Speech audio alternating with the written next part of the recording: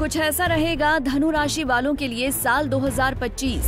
वर्ष 2025 में शनि, गुरु, राहु और केतु करेंगे गोचर। वीडियो से जानें धनु राशि वालों के साल 2025 का हाल। दोस्तों 2024 आधे से ज़्यादा बीत चुका है और 2025 दस्तक देने को है। ऐसे में सबके मन में यह जिज्ञासा है कि उनका 2025 कैसा रहेगा, उनकी रिलेशनशिप कैसी रहेगी, उनकी आय कैसी रहेगी, उनका बिजनेस कैसा रहेगा, उनका स्वास्थ्य कैसा रहेगा और समाज में उनकी प्रतिष्ठा कैसी रहेगी, संतान पक्ष कैसा रहेगा, संतान होगी या नहीं होगी, जो सिंगल्स हैं उनके लिए शादी होगी या नहीं होगी, कोई रिश्ता आएगा या नहीं आएगा। ये तमाम सवालों के जवाब जो है वो एस्ट्रोलॉजी से मिलते हैं। तो एस्ट्रोलॉजी में हम आज के वीडियो में चर्चा करने जा रहे हैं धनु राशि के जातकों की, क्योंकि धनु राशि के जातकों के लिए 2025 जो है वो बड़ा इंपॉर्टेंट साल है। ढैया शुरू हो गई शनि की, लेकिन बहुत सारी चीज़ें जो हैं वो पॉजिटिव भी होने जा रही हैं। सबसे पहली बात तो यह है कि 2025 से एक ऐसा साल है जहां पर 4 बड़े ग्रह एक ही साल में गोचर करेंगे। सामान्य तौर पर शनि 3 साल बाद गोचर करते हैं, 2.5 साल बाद गोचर करते हैं। गुरु का गोचर 1 साल बाद होता है। राहु केतु का गोचर 1.5 साल बाद होता है। जैसे राहु केतु का गोचर पिछले साल नहीं हुआ, 2024 में नहीं हुआ और 2025 में ये गोचर होगा। 2023 में हुआ था ये अक्टूबर में और 2025 में राहु केतु का गोचर भी होगा, गुरु का गोचर भी होगा और कोइंसिडेंटली शनि का गोचर भी होगा। तो ये चारों गोचर बड़े गोचर हैं। इनका क्या असर रहेगा इस पर चर्चा करेंगे। धनु राशि के जातकों की लाइफ में क्या क्या चीज़ें आएंगी, कौन से भाव कुंडली के लगातार एक्टिव रहेंगे, वहाँ से क्या फ़ायदा होगा, ये सारी बातें जो है वो इस वीडियो में बताएंगे। और ये भी बताएंगे जैसे शनि जो है वो आपकी कुंडली में कर्मों के कारक होते हैं, शनि टाइम के कारक हैं, समय के कारक हैं। आपकी लाइफ में क्या होगा, किस समय होगा, इसका निर्धारण शनिदेव करते हैं और उस कार्य में आपको ब्लेसिंग्स मिलती है या नहीं मिलती हैं, इसका निर्धारण गुरु के द्वारा होता है। तो गुरु का गोचर आपके लिए पॉजिटिव होगा, कैसे होगा ये भी बताएंगे। डेट वाइज सारी चीज़ें बताते हैं आपको। तो सबसे पहले तो ये कुंडली आपके सामने जो लगी हुई है वो धनु राशि की लगी हुई है। आज की डेट में आप देखते हैं तो गुरु आपकी कुंडली में 6ठे भाव में गोचर कर रहे हैं। 6ठे भाव का गुरु का गोचर अच्छा नहीं होता। आपकी राशि के स्वामी गुरु हैं। जब राशि के स्वामी गुरु 6ठे भाव में चले जाते हैं तो ये गोचर अच्छा नहीं है। कारण 6ठा भाव रोग का भाव है, ऋण का भाव है, शत्रु का भाव है। जब राशि का स्वामी ही इन्हीं भावों में चला गया तो कोर्ट केसेस से संबंधित समस्या हो सकती है, कोई कर्ज चढ़ सकता है, कोई लिटिगेशन हो सकती है, कोई आपको जो है वो बीमारी हो सकती है, कोई फिजिकल समस्या का सामना करना पड़ सकता है। तो ये जो गोचर चल रहा है गुरु का ये अच्छा नहीं है, लेकिन अगले साल 2025 में ये सुधरेगा। यहाँ पर शनि की स्थिति आपकी कुंडली में 3रे भाव में चल रही है। ये गोचर अच्छा है। शनि का 3रे भाव का गोचर अच्छा होता है। आप देखिए यहाँ पर चंद्रमा आपके चंद्रमा से 3रे भाव में शनि जो है वो गोचर कर रहे हैं, ये अच्छा गोचर है। यहाँ पर जो राहु केतु का गोचर हो रहा है आपकी कुंडली में 4थे भाव में हो रहा है राहु का गोचर और 10वें में हो रहा है केतु का गोचर। 4थे का राहु का गोचर अच्छा नहीं होता, केतु का 10वें का गोचर अच्छा होता है। तो कुल मिलाकर शनि अच्छे गोचर में है, केतु अच्छे गोचर में है, लेकिन गुरु अच्छे गोचर में नहीं है। 2025 में क्या होगा, सबसे पहले 29 मार्च को शनि राशि बदलेंगे। आप यहाँ पर देखिए आपकी कुंडली में शनि आ जाएंगे 4th हाउस में। इसका मतलब यह है कि शनि की ढैया आपके ऊपर शुरू हो जाएगी। ये 2.5 साल होंगे जो शनि के, वो थोड़ा सा परेशान करने वाले हो सकते हैं। वो कैसे परेशान करने वाले हो सकते हैं इसको आगे एक्सप्लेन करते हैं। इसके बाद जो होगा अगला गोचर होगा वो 15 मई को होगा। आप देखिए आपकी कुंडली में जो गुरु 6ठे भाव में गोचर कर रहे थे वो सप्तम भाव में आ जाएंगे और सप्तम का गोचर गुरु का अच्छा होता है, ये गोचर खराब नहीं होता। और यहाँ पर अगला गोचर जो होगा वो राहु केतु का होगा। 29 मई को राहु केतु की पोजीशन चेंज हो जाएगी। केतु 9th हाउस में आ जाएंगे, राहु चले जाएंगे 3rd हाउस में और राहु का गोचर भी 3rd हाउस में बहुत अच्छा होता है क्योंकि पाप ग्रह है। पाप ग्रह 3रे, 6ठे, 11वें में अच्छा गोचर करते हैं। तो लिहाजा राहु का गोचर अच्छा रहेगा, गुरु का गोचर ठीक हो जाएगा, शनि का गोचर थोड़ा सा खराब हो जाएगा क्योंकि ये ढैया की स्थिति हो जाएगी। यहाँ पर शनि क्या परिणाम कर सकते हैं इस पर चर्चा करेंगे। लेकिन साथ में ये बताइए, देखिए ये अब ये जो कुंडली लगी हुई है वो कुंडली आपके सामने लगी हुई है। इसमें आप देख सकते हैं कि आपकी कुंडली में कौन कौन से भाव एक्टिव हैं। तो सबसे पहले तो गुरु सप्तम भाव में बैठे हैं, दृष्टि दे रहे हैं आपके राशि को। राशि के ऊपर केतु की दृष्टि भी जा रही है। आप देखिए यहाँ पर केतु की दृष्टि भी जो है वो राशि के ऊपर जा रही है। इसका मतलब है कि आपकी राशि एक्टिव हो जाएगी। राशि के एक्टिव होने का मतलब है कि ये पॉजिटिव वे में एक्टिव है और आपको इसका बहुत लाभ होगा। लेकिन ये सारी चीज़ें होंगी 29 मई के बाद, जब केतु लगन के राशि को दृष्टि डालेंगे, गुरु की दृष्टि भी राशि के ऊपर चली जाएगी। अब दूसरी दृष्टि देखिए यहाँ पर जो गुरु की है वो 11th हाउस पे जा रही है। 11th हाउस आपकी इच्छाओं का भाव होता है। इच्छाएं पूरी 11th हाउस से होती हैं। 10वें से कर्म देखा जाता है, 11 से आय देखी जाती है। सामाजिक प्रतिष्ठा सारी 11th हाउस से आती है।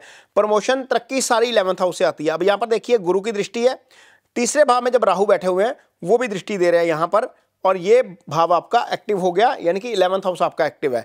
और आपका भाव हो रहा है तीसरा एक्टिव। तीसरा इसलिए एक्टिव हो रहा है क्योंकि वहां पर राहु खुद विराजमान है और गुरु की वहां पर दृष्टि जा रही है। आप ये देखिए, ये ट्रायंगल एक्टिवेट हो गया। ये जो ट्रायंगल एक्टिवेट हुआ ना 7, 11 और 3 का, इसको बोलते हैं भोग का ट्रायंगल। यानी कि 2025 ऐसा साल है जब आप फैसिलिटीज का भोग करेंगे।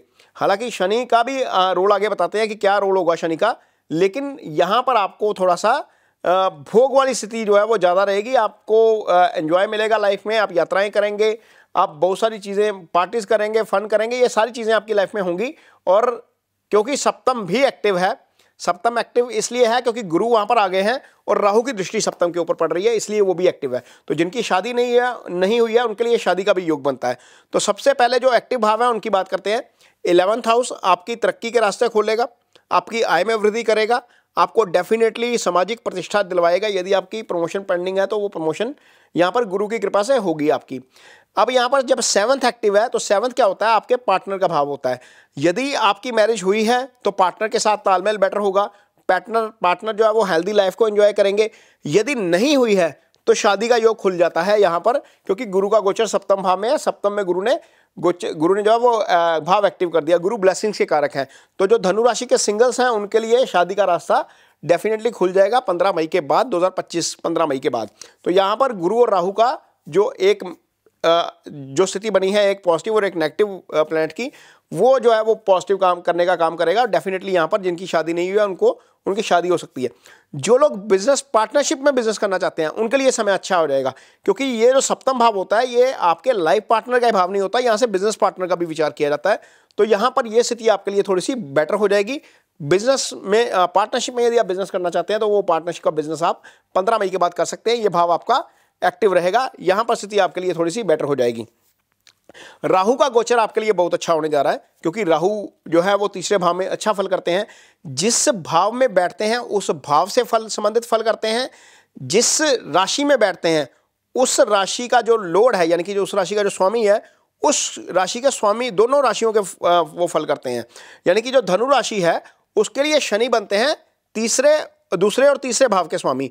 दूसरे भाव में शनि की मकर राशि है, तीसरे भाव में शनि की कुंभ राशि है। तो चूंकि यहां पर राहु बैठे हुए हैं शनि की राशि में, तो शनि के फल करेंगे। वैसे भी कहा जाता है शनिवत राहु कुजवत केतु, राहु शनि की तरह ही फल करते हैं। तो धन के फल भी डेफिनेटली करेंगे। यहां पर आय भाव एक्टिव किया हुआ है इसने, गुरु ने और राहु दोनों ने, लेकिन राहु आय भाव के साथ साथ धन भाव के भी फल करेंगे। राहु पराक्रम भाव के भी फल करेंगे।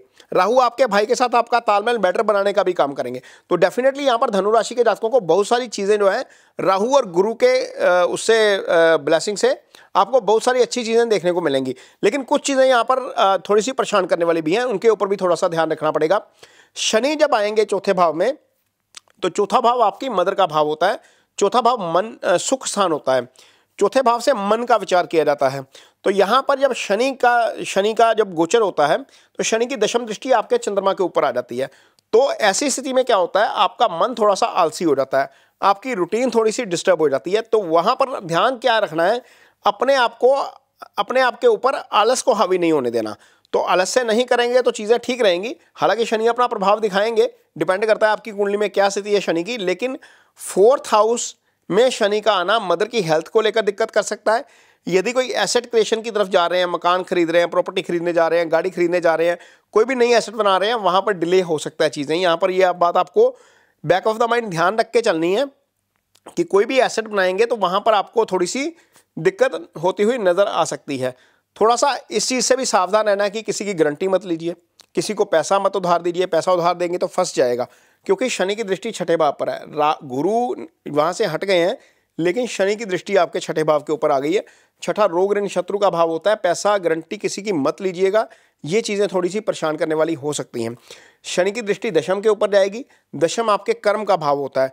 तो कारोबार में और नौकरी में थोड़ा सा चीज़ें जो है वो डिले हो सकती हैं। आपकी असाइनमेंट डिले हो सकती हैं यदि आप नौकरी करते हैं।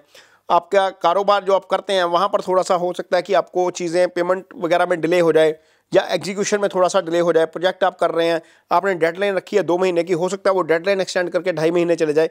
तो ये थोड़ी सी हल्की हल्की चीज़ें हैं, क्योंकि शनि आलस्य के कारक हैं, शनि डिले करवाते हैं, जहाँ पर शनि की दृष्टि जाती है वहाँ पर चीज़ें थोड़ी सी डिले के साथ होती हैं। तो ये चीज़ें थोड़ी सी आपको ध्यान में ज़रूर रखनी है। अदरवाइज के जातकों के लिए शनि मोटे तौर पर भोग स्थान का ट्रायंगल एक्टिव, आपकी राशि एक्टिव, ये 4 चीज़ों का एक्टिव होना आपके लिए बहुत अच्छा है। ठीक है, अधिकतर जातक जो इस समय प्रोफेशनल लाइफ में है उनके ऊपर गुरु की महादशा या तो शुरू हुई है या आगे चल रही है।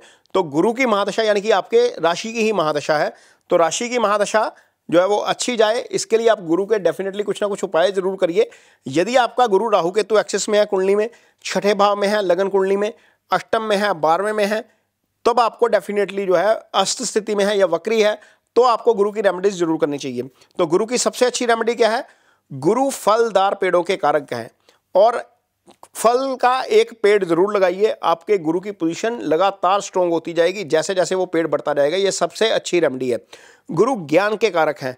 किसी बच्चे को जो नीडी है, जो पढ़ना चाहता है, उसके पास रिसोर्सेज अवेलेबल नहीं है, उसको हेल्प करिए।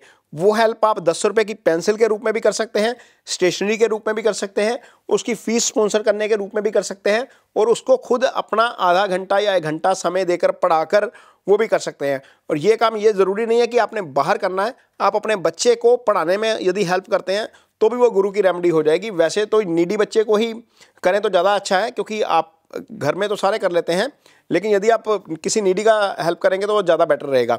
इसके अलावा तीसरी रेमेडी के तौर पर आप अपने अटायर जो हैं वो थोड़े से येलो टोन में रखिए, और दूध यदि आप पीते हैं तो उसमें केसर या हल्दी जरूर डालिए। ये चीज़ें करने से आपको डेफिनेटली मदद मिलेगी। यदि आपकी कुंडली में गुरु की पोजीशन 6ठे, 8वें, 12वें में नहीं है, गुरु केंद्र या त्रिकोण स्थान में है, तो आप पुखराज धारण कर सकते हैं। ये आपके लिए बहुत अच्छा है, ये लाइफ स्टोन है, इससे आपका कॉन्फिडेंस डेफिनेटली बढ़ेगा। तो ये वीडियो आपको कैसा लगा, इस पर कमेंट बॉक्स में अपनी राय जरूर दीजिए। यदि ये वीडियो अच्छा लगे तो उसे शेयर जरूर करिए, पेज को सब्सक्राइब जरूर करिए। इसके साथ ही मुझे दीजिए इजाजत। नमस्कार।